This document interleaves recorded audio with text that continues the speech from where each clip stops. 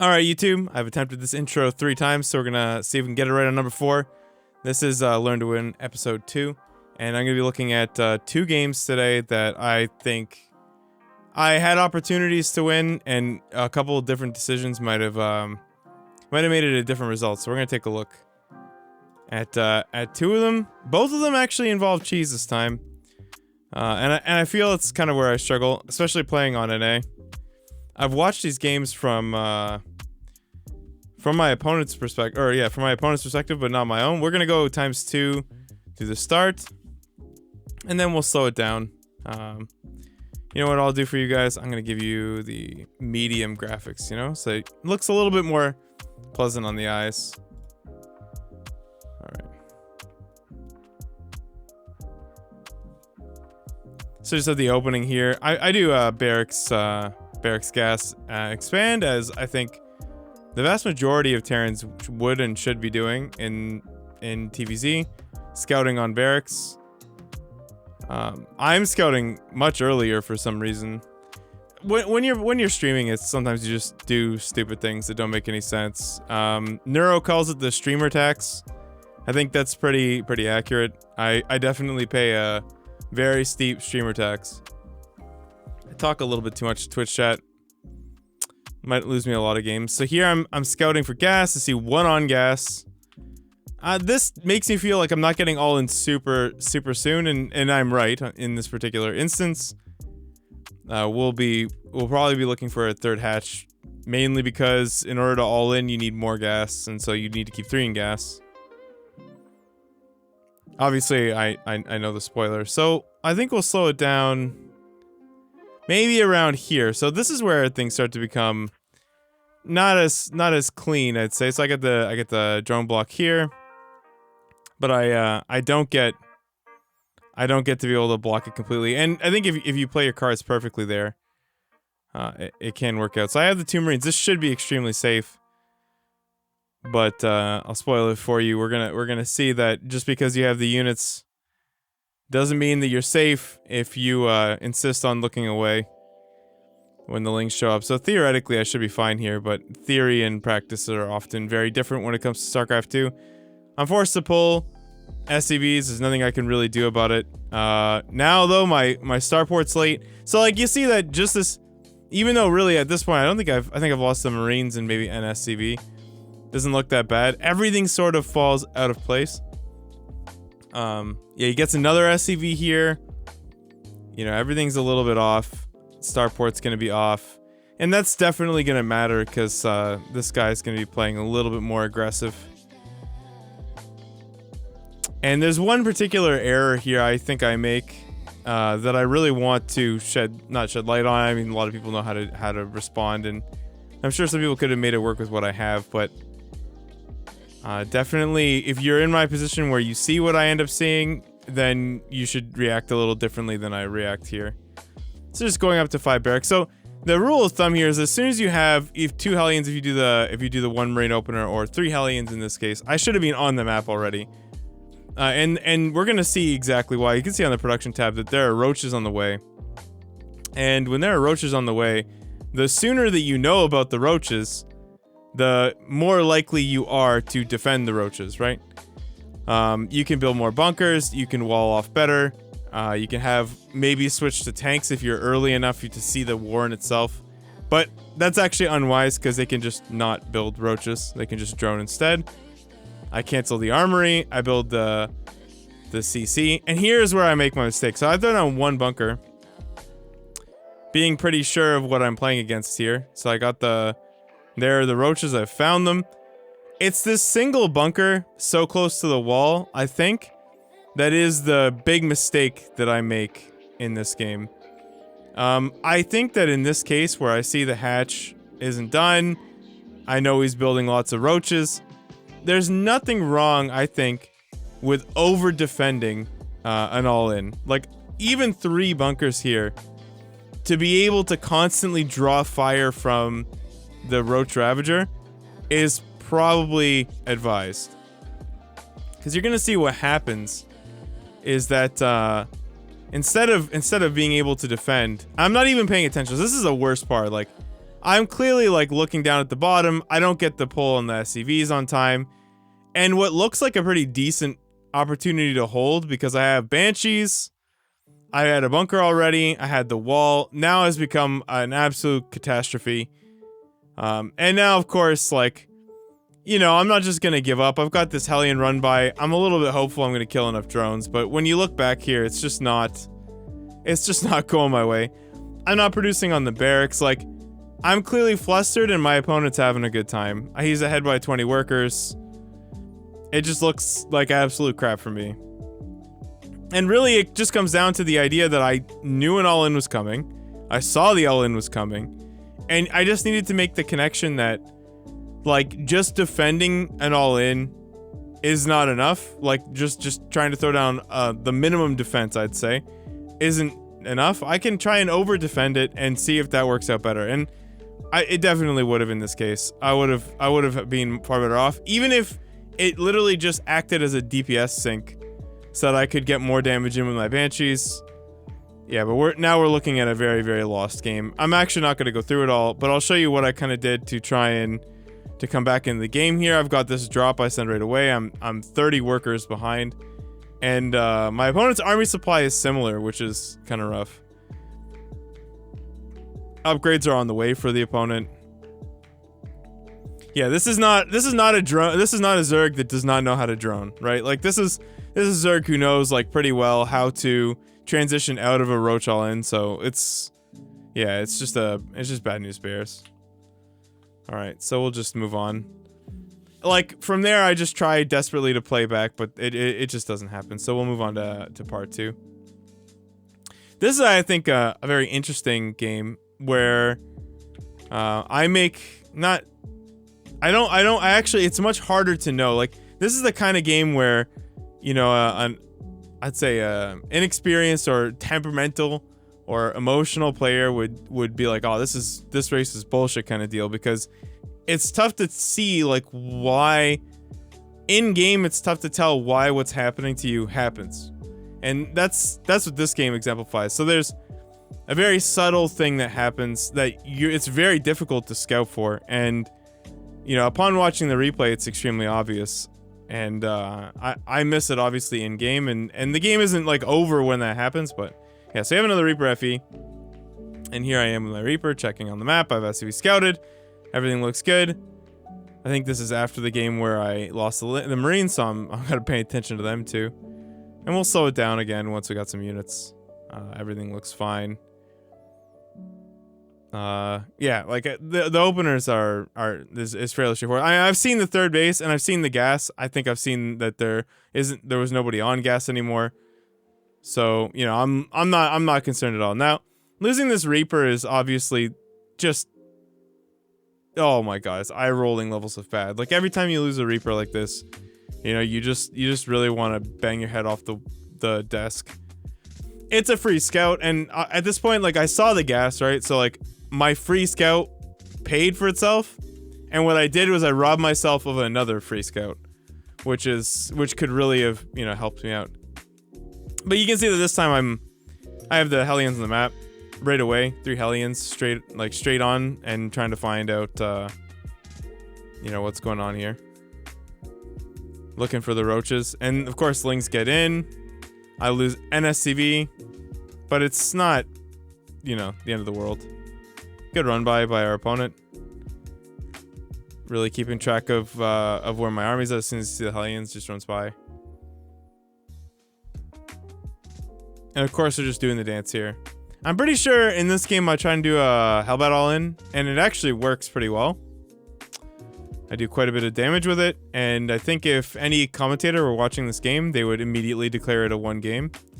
And then I promptly demonstrate on why the power of the South Throw is greater than any commentator's ability to predict the game.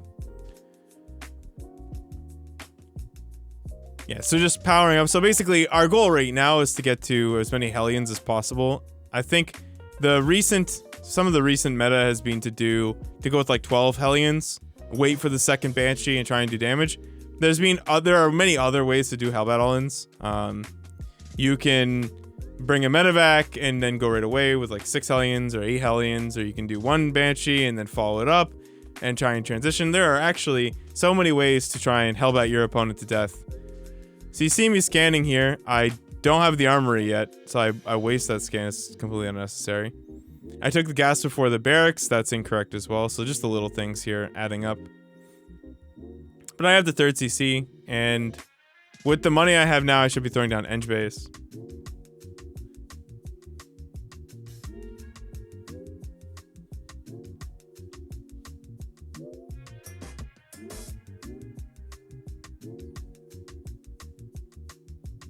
Yeah, so obviously we're killing tons of drones. The Overseer's out, so I'm going to lose both Banshees, which sucks. But now we're like completely even on drones. I think this position's pretty desirable. I'm pretty happy about that. Eng bays are so late, though. These are the latest Eng bays ever. And I've had the money forever to build them. It is no bueno. This is just not exemplary play at all. 5 barracks are down. You should take them right after your extra barracks, like, at least from what I understand anyway. Of course, I am not GM for a reason. So I built these Liberators just to try and retain some pressure on the map. I didn't feel like I had enough Marines to warrant medevacs at the moment. That was probably a pretty big mistake in hindsight, and we'll see why.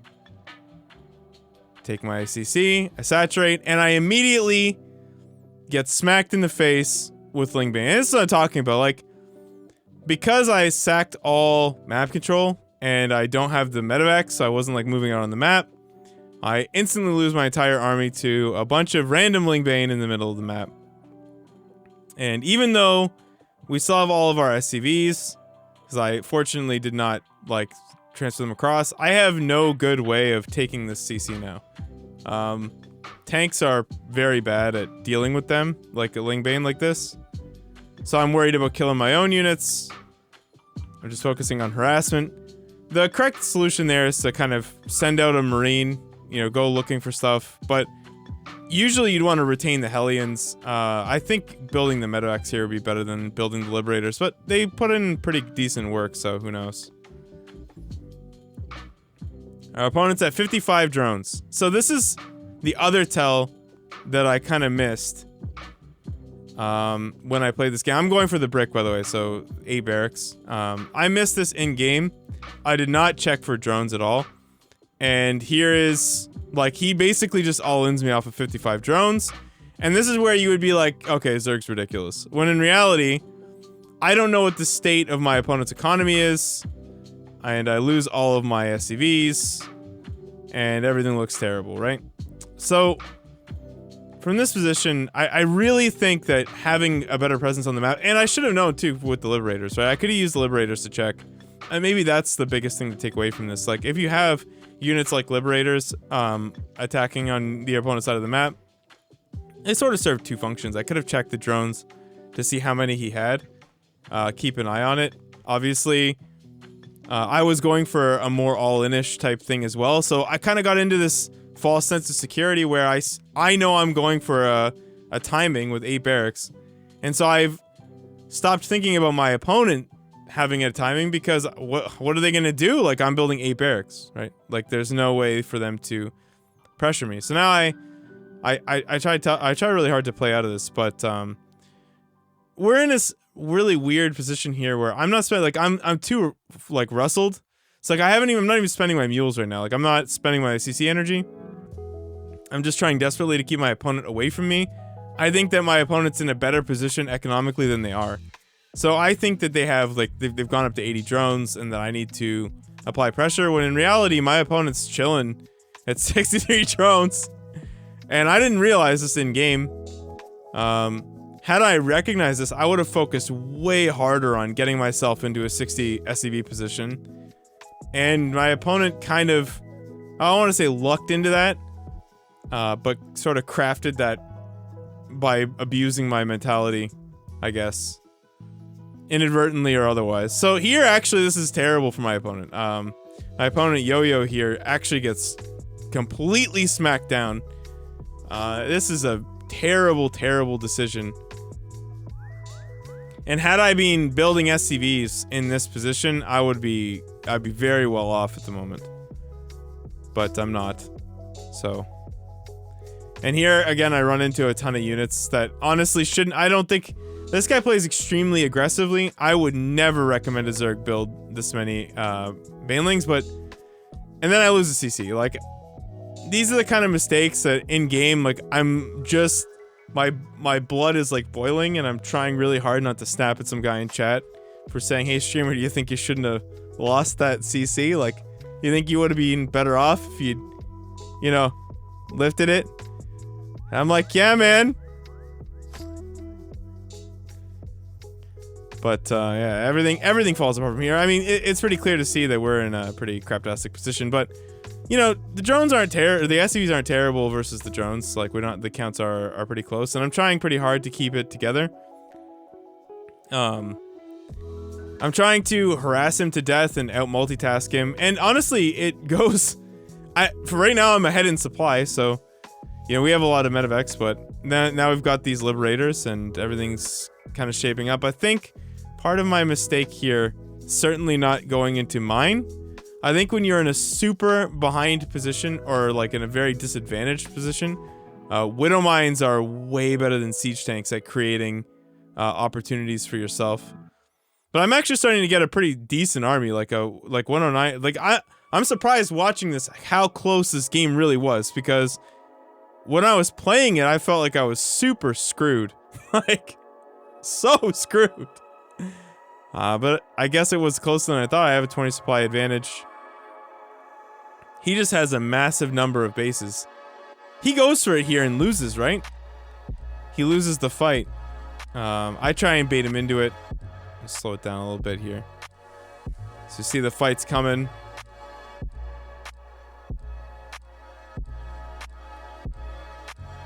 And he loses, like... Yeah, he loses everything. Of course, I all army. And that's bad. He does better than I thought, though. Like, somehow, he actually did. That is crazy that he did that well going into that terrible position. He's no creep. I would have thought that he would have done worse, but yeah, he did quite well.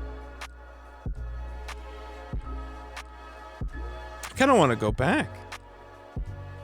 Right? Yeah, we're up so much in supply. You know what it is? There was no target fire there. Oh my. Absolutely not. I didn't target fire Banelings in the slightest. So he really got maximum damage out of that. Like, I didn't get anything. Widow Mine would have been so much better if I was gonna just decide not to use my units as they should have been. Really, like, target fire brings so much more value to siege tanks. But it is really difficult to do. Almost impossible without a second, like, army hotkey. And honestly, like, I use 2 army hotkeys for siege tanks, but only when I'm, like, in position. And in that case, I was playing defensively. I could have done better for sure. Yeah, I mean, there are so many things to look at this game and pick apart, but I think the biggest one is that I just kept neglecting my economy. Like, I didn't refocus on it. Once the game got into a bad position, I let my economy go and just tried to outplay my opponent, when in reality what I needed to do was respect my economy, because I could have done what I was trying to do on the map while actually building SCVs. Like, my head just wasn't there, I guess. And I think that's about it. From here, it's so clear that I'm in a bad position. But fights like this make you really believe, you know? Like, in the middle of a stream, you see a fight like that, and you've got some units on the map, and you're really hoping for something. But very soon, I think I'm gonna see that his army's just much better. A lot of medevacs as well in the units, yeah, and right from there, I'm forced to concede. So, really, I guess this episode, I just wanted to... You really want to be reacting well to the things that you see in a game, and seeing like and recognizing the threats, right? Like, had I seen the drone count in either of these games or respected the drone count in either of these games, I would have been in a much better position to win. And I think specifically, I had the tools I needed to win both of these games. It wasn't like I was in a completely losing position, especially in this game, but in the game prior, when I had the knowledge and the correct units to defend that all in, I just completely botched the response. In this case, my opponent gave me several opportunities to reclaim the game from him when he tried to all in me in a terrible position. Like I'm a completely defensive position, no creep, and he's going uphill. But I just didn't respect the economy. All right, that's episode 2, and I hope you learned something, and if not, I hope you enjoyed watching me looking back at games I play, it just hurts. It hurts so bad. All right, good luck out there, and yeah, see you guys for episode 3.